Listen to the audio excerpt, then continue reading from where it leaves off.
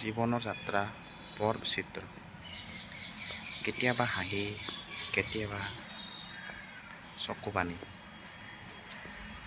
তথাপিও জীৱনৰ যাত্ৰাত আগুৱাই গৈ থাকিব লাগিব। সময় সলনি হয়, মানুহ সলনি হয়, তথাপিও জীৱনৰ যাত্ৰা চলি থাকে। জীৱনৰ যাত্ৰা আগুৱাই থাকিব লাগে। জীৱনৰ যাত্ৰা গুৰুত্বপূৰ্ণ।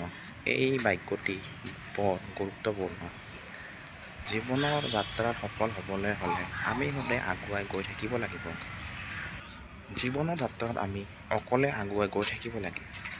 ইয়াতে কেতিয়াবা আমাৰ বন্ধু বান্ধৱীসকল থাকে যদিও সময়ত তেওঁলোকেও নিজৰ কামে গুচি যায়। গতিকে জীৱন যাত্ৰাত আপুনি অকলেই নিজেই আগুৱাই যাব লাগিব।